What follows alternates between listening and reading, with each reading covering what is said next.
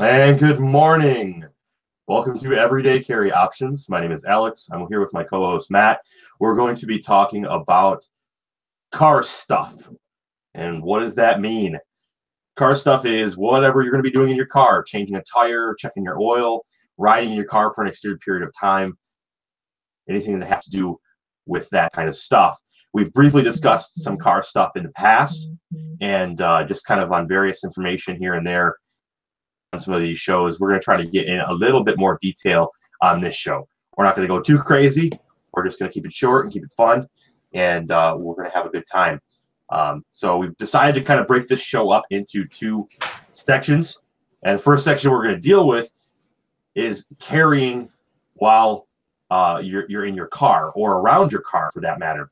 And what we want to do with this talk is get you to think about it, get your brain to work, get you to make the decisions that's best for you.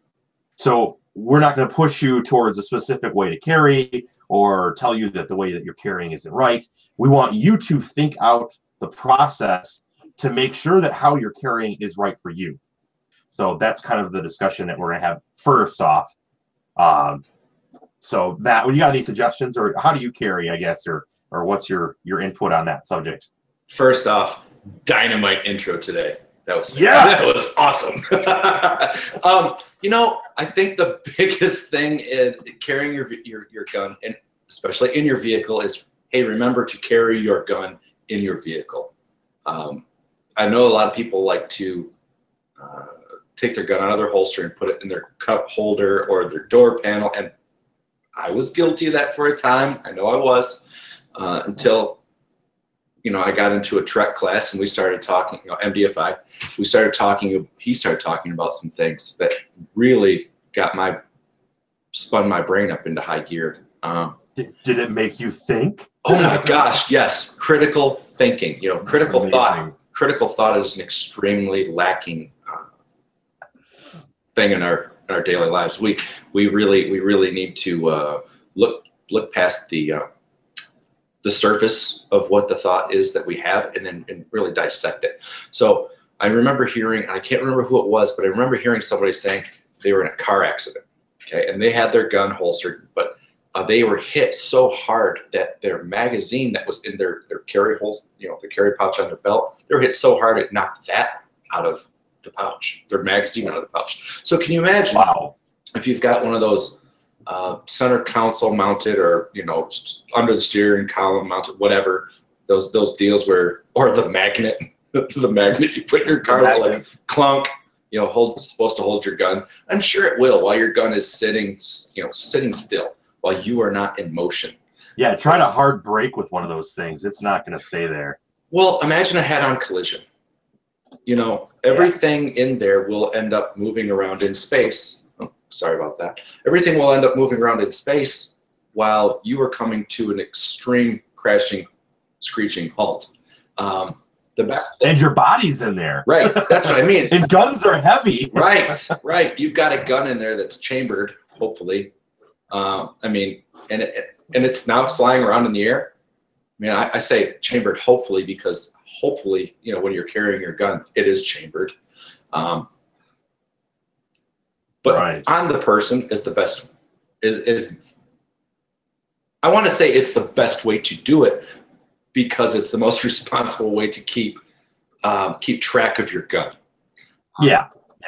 Far be it from me to say you have to do it this way. Listen to me. I know what I'm doing, because that's not it. But what I mean is, think about the consequences of failure. And it's a critical thinking aspect, Right. Think about the consequences of failure. Try and think about the things that you say, oh, what are the odds of that happening? Well, the odds are pretty darn good. That's why we have auto insurance, and that's why we have seat belts, and that's why we have auto airbags. So the chances of an accident are much better than any of us want to imagine. How many people do you know that are your age, my age, especially my old age? How many people do you know that have been driving for as long as me that have never been in an accident? Zero, as far as I know. Right. I can share two stories from when I was growing up. I've been in a couple of car accidents over the years. And Bad when I first got my bad driver. driver's license, Bad driver. Bad driver. bad driver, bad driver. Knock it off. When I first got my driver's license, I was a bad driver, and I ended up rolling my car over in a ditch, doing about 65 down a dirt road. And what I had in the console of my car was one of those big old school glass Sobe drinking bottles. And that, when I hit, that bottle went all the way to the back of the car and then came all the way forward and smashed my windshield out. And I had glass peppered all over my face and stuck in my cheekbones and on my forehead from that. The only reason I probably don't have glass in my eyes was a pair of Oakley sunglasses that I had on my face. So imagine that was a firearm. If it hits you in the back of the head, that's going to hurt a lot. And then the other instance I know growing up, a friend of mine was in a car accident. And I'm not quite sure of all the details, but the one that is most important in my mind is that he had a box of old paintball gear behind his seat. And one of the paintball guns, the markers that we use, rocketed forward and hit him in the back of the head and knocked him out. So he was unconscious on the side of the road for several hours before somebody realized that he was unconscious and came and tried to help him out. So that's something to really consider, is the idea that there's something heavy running around in your car that can come off, that has bullets in it. And I know that it's a rarity. And there are some guns on the market that could do it if they were hit right. I'm not saying the name. I'm really not. They could. Those hammer fired guns that. Just ask the question below, guys. We'll answer you. We'll answer you. PM us, we'll tell you. Right. We'll post a video. But that could happen, and we gotta keep that in mind. The thing that I always thought when it comes to car carry and off-body car carry was, my idea was is the longer that firearm is out of my control, the worse off it is. And what I mean by that is, if I take that gun and I handle that gun from my holster to my car holster or my car carry location, whatever it is being, there's a chance, a small chance, there's a percentage that there could be an accident with that firearm, regardless of what it is. If it's something as simple as I pulled it out of my shirt, I put it on my car carry, and then when I went to put it back in my shirt, I wasn't paying attention, and the dangle on my jacket caught the trigger, and I ended up shooting myself in the hip. My opinion is the least amount of handling during my daily carry, the better. So I want to put that gun on. I'm going to leave it right where it's at. I'm not going to touch it ever again. Because if I pull it out and I put it on the table, I pull it out, I put it in my glove box, I put it back in my pants, I put it back in the glove box, I put it back in the pants. Every single time you're doing that, you're raising the percentage of there being a plausible accident, negligent discharge.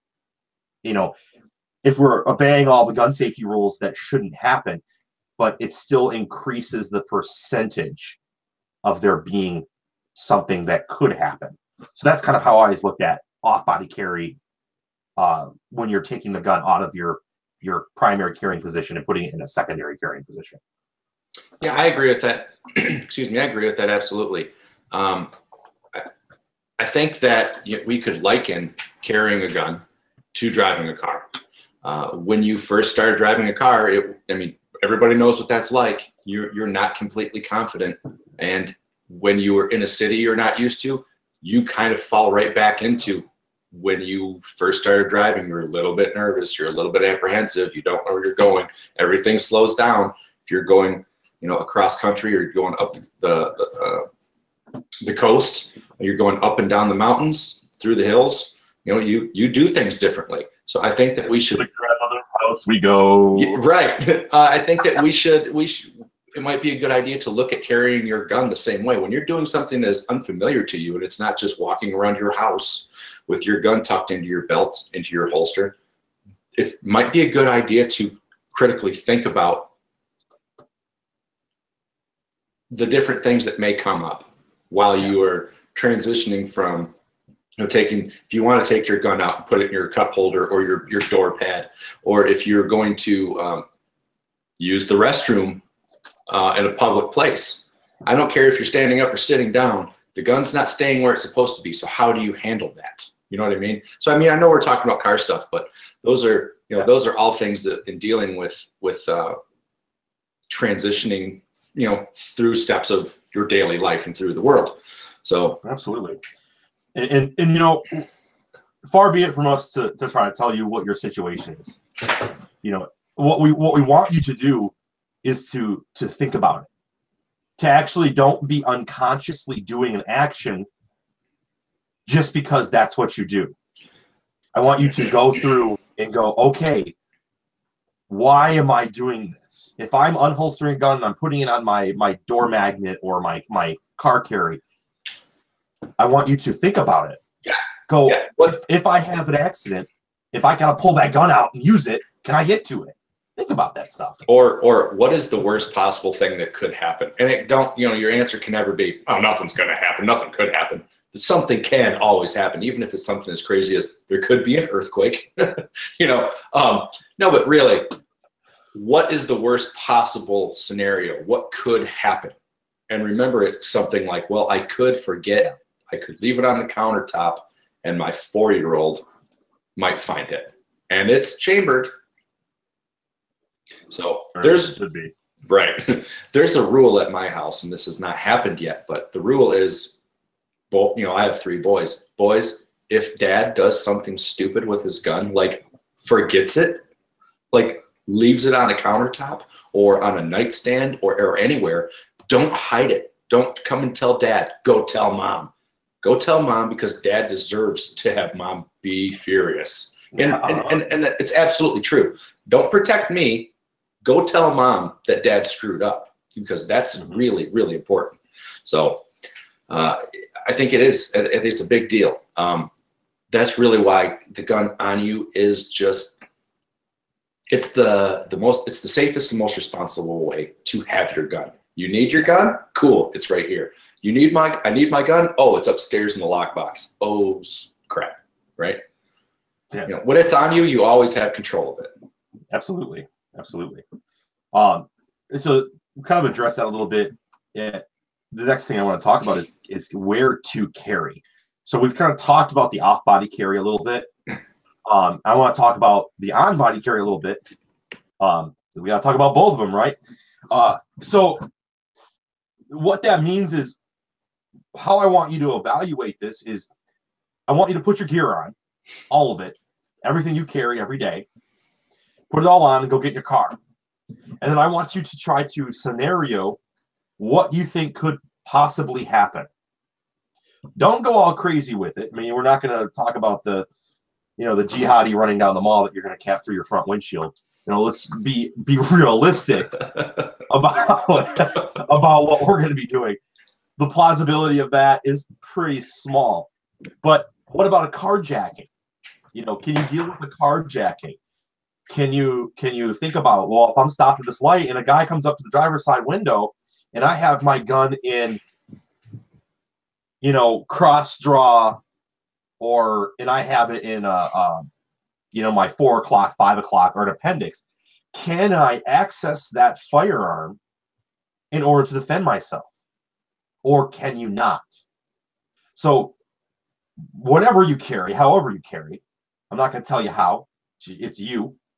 Think about it, though. Sit in your car. Sit in your seat. Look at what's going on around you. If somebody comes to the passenger side, how do I draw my gun? If somebody comes to the driver's side, how do I draw my gun? That may really open up to you other options of carrying when you get in seat and you go, oh, wow, in a 4 o'clock or a lower back carry, I can't get to my gun. There's no way I can get to my gun. I got a seatbelt on, and I got to lean forward and get to the back of my back and then pull it. I mean, so go in, critically think about the actions that you're doing. Think about where your gun's going to be carrying at, and try to fix the things that you come across during that thought process. Yeah. How do you carry your gun in your car? I'm an appendix carrier. So when I sit down in my car, I usually pull my shirt up and put the grip of my gun on top of the waistband of my seatbelt, so I can easily just reach down and grab it and pull. And it's right accessible. And then when I get out of the car and unrelease my seatbelt, I just flip my shirt and put my jacket over it, whatever, and it's concealed and go about my day. I do the exact same thing. It's not always comfortable for everybody. Sometimes for some body types and body shapes, it's just not easy to sit down with a gun shoved down the front of your pants. Sometimes that might be going to a different gun for while you're driving. I know it sounds silly to say, well, while I'm driving, I carry a ABC, but while I'm up walking around through space and in the world, I carry an XYZ. But it could be just that easy. The thing is, I think what Alex is getting at here, or I think what you're getting at here, Alex, is being able to access your gun while keeping it secure at all times, in all the situations and scenarios you could imagine, is what's key.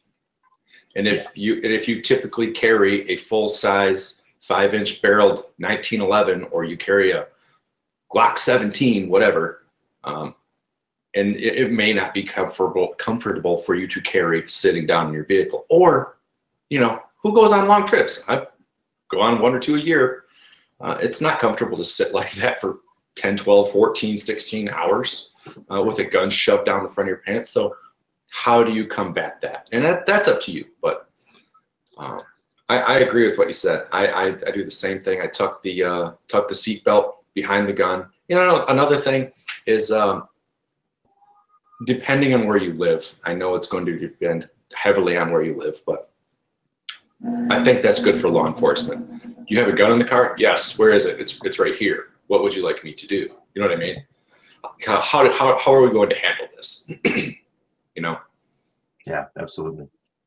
The other option that I would like to put in for thought-provoking is some of the actions that you do around your car, as far as checking your oil, changing a flat tire.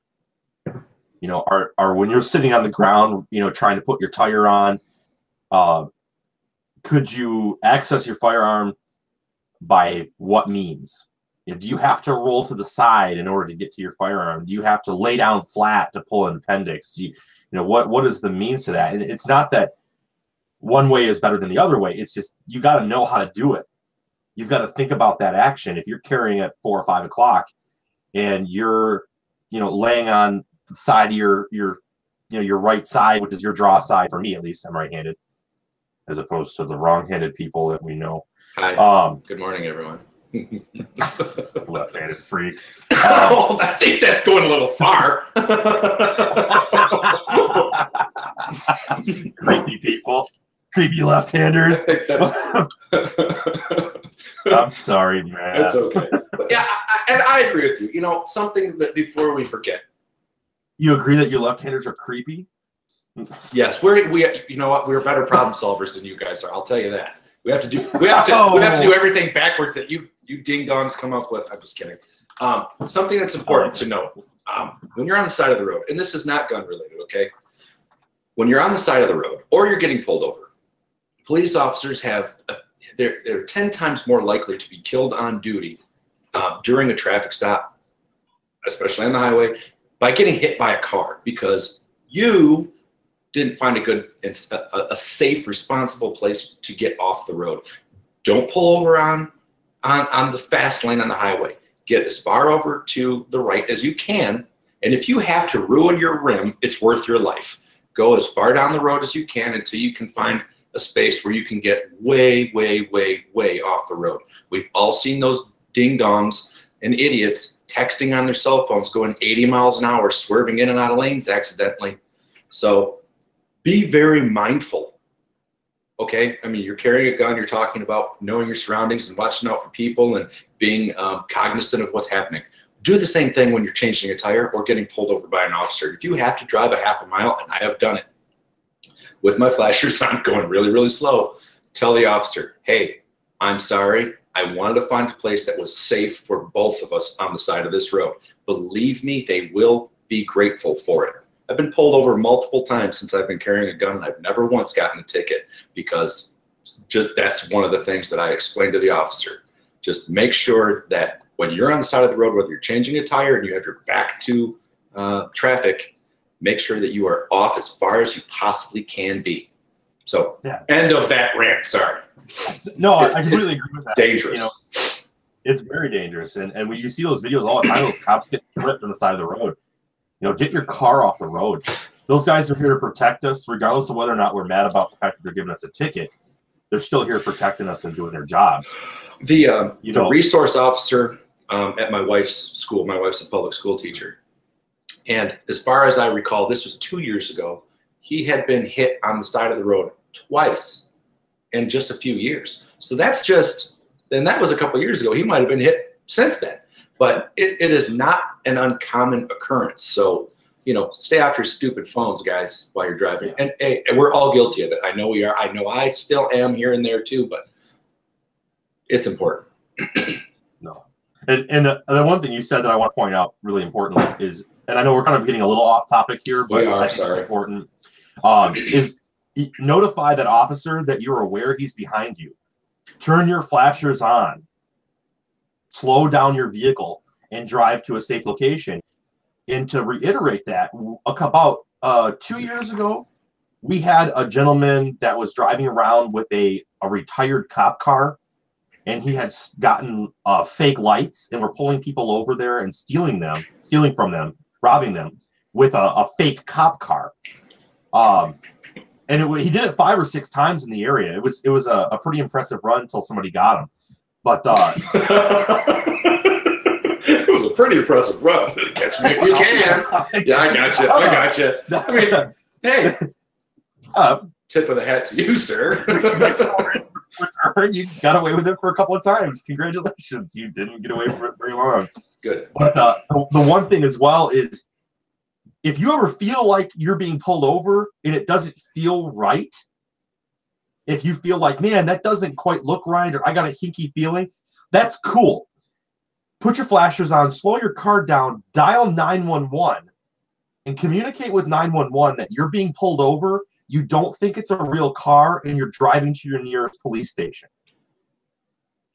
And if it is a real cop car, they're going to get that communicated. Hey, I got a recording for dial 911. I'm going to the police station. I didn't think you were a real cop. And you might catch heat at first, but that's going to be washed out pretty quickly, understanding that you were concerned. And for that very reason, I hear that happening where somebody's faking a cop car. It happens about every couple of years. So just keep that in mind. Dialing 911 will get you the recording of what you believe is going on that can be used for a positive method for you in case it wasn't. So just a little bit of food for thought for that. I know it was off topic, but I think it was pretty important to kind of talk about. Right. So what else? What else we got for that? Oh, okay. Sorry. Okay. I wanted to talk about car, so we can step away from car carry. I think we kind of evaluated that. Yeah. I guess it's just kind of think about your stuff, think about what you're doing, how you're carrying. The next one I wanted to go over was just general car safety. And, some ideas for me, I carry a couple extra fix-a-flats in my car. I carry enough to do all 4 of my tires. And I also carry the larger fix-a-flats, not the car size fix-a-flats, because you could fill 2 tires with one of those cans as opposed to just one. It's only a couple dollars more. Just be wary that you can't just dump the whole thing in. You've got to take your minute to realize how much of that fix-a-flat you're putting in your car. I think those things are great, and they're easy, they're quick, they're messy, but they're good. They're good to have around. So do you carry a car med kit, Matt? I do. I have a Dark Angel medical kit that one stays in my car. I have another medical kit that's with me. It's more basic. It's like a tourniquet, some gauze. But yeah, I definitely have a car kit. After talking with Jeff Bluevman a couple of times about it, I'm going to be adding quite a few things to my car kit because we all know that we're more likely to come across a fate, a bad car crash than we are a gunfight. And if all you can do is walk up to somebody bleeding out and be like, well, anybody need to be shot? I mean, I can shoot you. I mean, that's not really helping. Like, I got all these bullets. It would bullets for the wound. Right. It would be better, if you had 6 tourniquets instead of 6 extra magazines for that scenario, Absolutely. right? So, I mean, definitely, I think definitely will be adding. I have a few things, but I'll add to my car medical kit. And then I got to do the same thing for my wife's vehicle. And, those things add up. The cost adds up. None of that stuff is cheap, but it is necessary. It's an insurance policy. And the nice thing is like a Cat 7 or a Soft T wide, they don't have an expiration date. As long as they're not being, get one that you can train with, get a trainer. They're still the same price, but it's blue. So, you're not, wearing out your actual good real tourniquets, but get a trainer so you can practice with it. But yeah, you're not, they don't go bad. That's not like the Cheeto gauze where after a few years, the vacuum pack goes bad and then you throw it out. I mean, I keep those anyway as an emergency. I throw those ones. That's what I throw in my hunting bag. Is the expired ones. So hopefully I don't need to save myself, but you never know. One of the things you can do too is if you talk to your local fire department and police departments, you can ask them how they dispose of their expired tourniquets, because they're regulated by the state and have to follow those expirations. Oh, I never even thought of that. That's a great one. Every couple of years, they ditch and replace all of their tourniquets because they've expired, and you can usually get a box of whatever tourniquet they're using for little to nothing, even if it's just possibly a donation. And they're usually in the package. Yeah.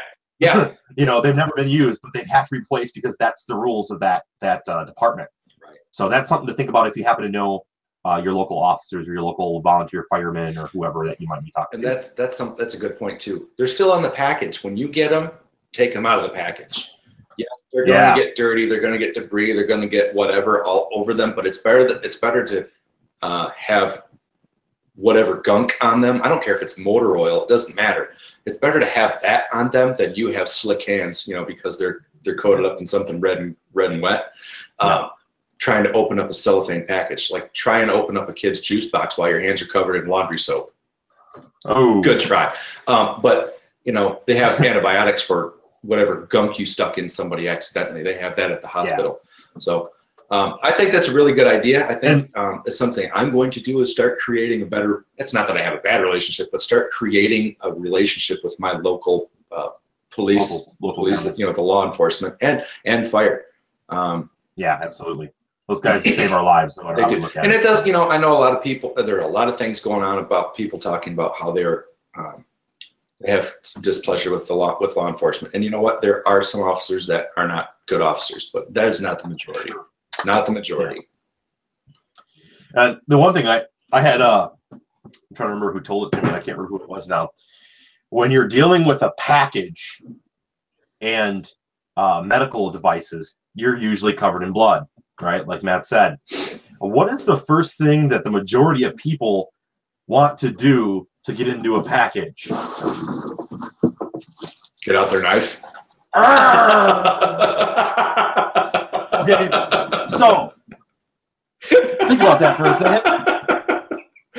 I just saw this crackhead for the bad side of town get smashed by a car, and I'm gonna go run over and help him out, and I'm gonna rip my tourniquet package open with bloody hands.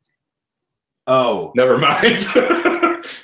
You mean that there's things I can get from that? Sorry, bro, you're on your own. You're fine. I'll throw it to you. Walk it off. You're good. Walk it off. There's 2 aspirin in a water bottle. You'll be fine. Rub some dirt on it. I don't know where your leg went. I really don't.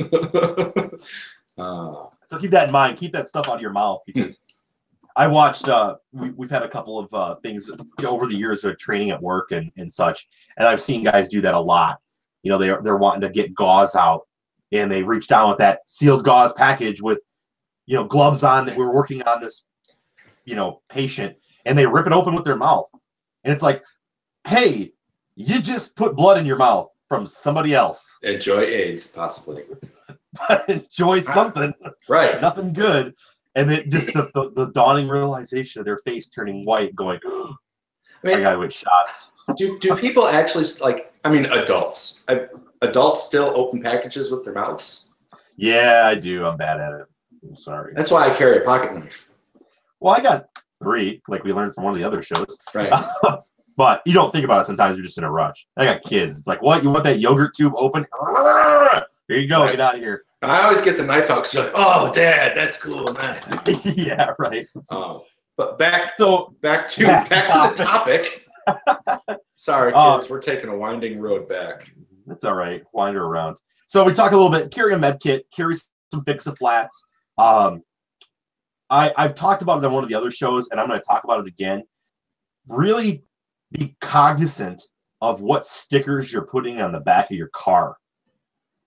Either one of 2 things is they tell people how many people are in that car, or they tell you the products that you're using so that they can rob them from you.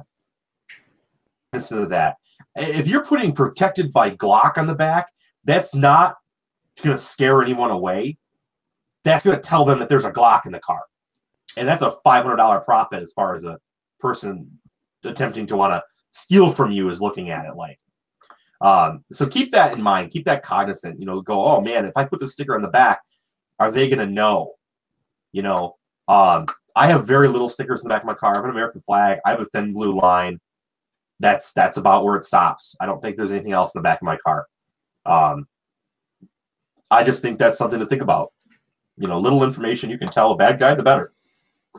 Yeah, I agree. I think that this is important for everybody, but I think that and this isn't a sexist thing here, but I think it's more important for women. Yeah, absolutely. Because women are more of a target. It doesn't matter what people think, girl power, I can do whatever men can do. Don't care, okay? People who are attempting to rob you or have ill will towards you, they don't care that girl power or whatever. They don't. They just care that they think that they can overpower you. And if they know that you have, because you have the little stick figures on the back of your vehicle that shows that you've got 2 kids in car seats, you're not going to be able to put up much of a fight. Yeah. And they don't care about you. They don't care about your kids. They just know that your hands are going to be full. Absolutely. So, we've talked about, again, I think we brought it up in the other one, but approaching your vehicle, use your pocket light to look around a little bit, especially if it's dark outside. I do it all the time. I swing wide around my car and flash my light on both sides and then walk up to my car for my approach. And especially in a parking lot with lots of cars next to you where there's space people can hide. And if you're somebody that doesn't like to have a bunch of stuff in your pockets, I know a lot of ladies don't because the pants are not conducive for it. Put a nice little flashlight on your keychain. There are some good ones out there. I know that, I think Streamlight, I know I have a little one from Streamlight. I've got them, they're like, you can put them on zippers and coats. They're small enough, but then Surefire has one. I think it's around $75, $80, but I know don't freak out about the price tag because it's worth every penny. It's small enough. It's about the size of a key fob and it is extremely bright. So yeah, it was like 300 lumens or something like that. It's crazy. Yeah. So, free up the real estate in your pants pockets and put it on your keychain. I know if you're anything like my wife, you got 1,000 things on your keychain, but hey, it would certainly be worth it. My wife has one. She likes it. So. Yeah, I think it's something to keep around. I've got a couple of them floating around. Either it's on my keychain or, in a pocket or the one that I carry now. So, I think that pretty much ties up stuff with cars. Having a good kit. I throw a couple extra mags in the car just to have, no particular reason. I just fill up one of my extra Glock mags to keep it in the glove box. I usually have an extra one on anyway. So it's just a spare at that point. I'm not sure if there's much else to carry about that. Matt, you got anything else for that one? Are we good? No, I'm sorry. I wasn't listening. I was typing a message to a listener. What'd you say? I'm sorry. I just said if we got anything else that we need to go over, or you think that we're good. I think we're good. We're going to do a part 2 of this. Yeah, I think we're good. at some point we're going to for sure. So we're gonna tie things up. We got about 5 minutes here, so let's go over a little bit of some of the stuff that's going on for the podcast. So right now, if you guys have noticed, we've changed our name. We are now Everyday Carry Options, or EDC Options, or EDCO, or EDCO, however you want to look at it. The reason we decided to do that was that this name lends itself better to advertising and marketing and all that kind of stuff. It's a lot easier. It has a nicer sound. It's a little bit easier to get across the board to people. It looks better on paper. And that's a silly way to say it, but it's sort of the truth. And we needed to think about that. So we are going to be sticking with that name. So I hope you guys like it. Well, it covers a lot of ground for us too. It allows us to go in a lot of directions. We can talk about a lot of things. You know, and we like having this show set up for the beginners, people who maybe don't even have a gun yet. You're thinking about getting a gun, or you're somebody who's been carrying a gun for a few years. You're comfortable behind the gun. You can still learn something from this show. So. Yeah, absolutely. We've got a couple of things coming up that we are really, really excited about. We're going to be going out to Holland's Tactical, which is going to be awesome. We're going to be doing a video out there and some interviews and stuff. We've also got a lot of other guests coming on the show. Yeah, I think Jeffrey. I think Wednesday, we've got Jeff Bloofman on the show. I've got to double check with him and make sure we're still good for Wednesday morning. It'll be about noon. Okay. February 4th, we're going out to Holland Tactical Solutions, and these guys do everything. They're awesome.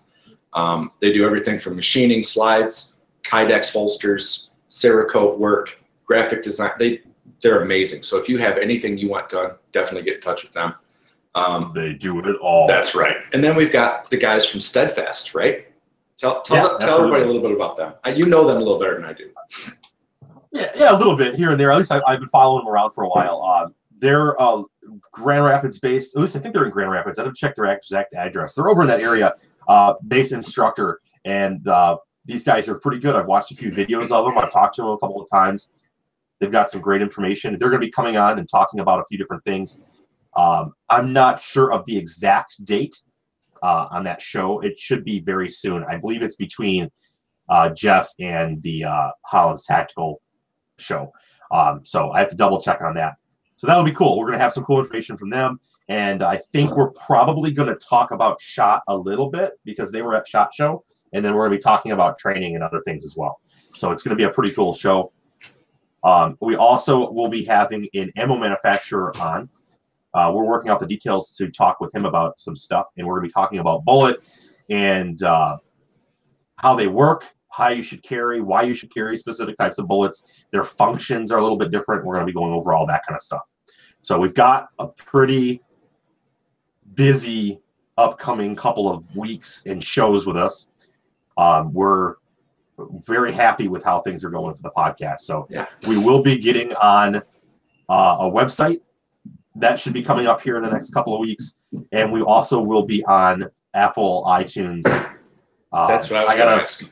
When are we going to be on? I got to sort a few things out. We've got the graphics now. We've got all the stuff. There's like one thing left that I got to do, and we should be on iTunes. And we'll be dumping the podcast onto iTunes. So you guys don't have to look at our ugly mugs. You can just listen to us. So. Cool. That's good. Good deal. And hey, as always, guys, I want to know what, we want to know, what do you guys want us to talk about? Are there things out in the everyday carry world, the gun world, the pocket knife, whatever world, things that you want to see? Do you want us to demonstrate things? Do you want us to demonstrate certain shooting techniques or carry options? If you do, please shoot us a message in Facebook, Instagram, on here on the YouTube page is fine too, on the videos. Just let us know what you want to see, what you want us to talk about. I did receive a message this morning, Alex, from a lady that I work with, a very good friend of mine from work, sweet woman. She wants to know about carrying a gun while she goes on walks and jogs and stuff. So we're going to cover that another time, but I just want to let Kim know we saw your message. We got it. We got it. So absolutely cool. Yeah. And I had something else I wanted to mention. I don't remember what it was now. Sorry. Oh, well. No big deal. So keep in line with us. You know, keep coming back. Share it as much as you can. Like the feeds. Share us. The more notice we get, we're hopefully going to do some cool things. Now that the summer is rolling around, we probably will be doing some videos that are not just us sitting in front of a microphone talking. We're going to be doing some demonstration. We're hopefully going to get out to a couple of gun stores and actually go over some guns visually and show you some different carry options visually. And same with holsters and some other things. That's sort of in the works. We don't have that all locked down, but it should be happening this summer. And it's starting to warm up in our weird Michigan weather of 60 degrees in January. So right. Hey guys, the more that you share this show with other people, hit the subscribe button, download the shows and listen to them, the more we can put into this. And we're looking at buying a DSLR camera, lenses, microphones and stuff. That's not cheap. You know, not at all. And we don't make any money with this. Obviously, we don't make any money. So all this is coming out of our pockets. We're not asking for you to throw money at us, nothing like that. We just, if we're going to do this, you know, we're going to put money into this. We want to make sure it's, you know, we're putting out good content. It's something that you want to see. So, you know, it's easier for us to throw our own hard-earned money into this if we know you guys are enjoying what we're doing. And if you're not, that's fine. That's totally fine. But we want to make what we're doing better. Yeah, absolutely. All right, guys, I think that's it for today. Glad you guys could join us, and we'll talk to you again soon. Enjoy the rest of your weekend.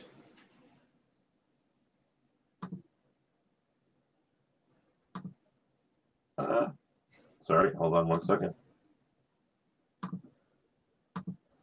What the?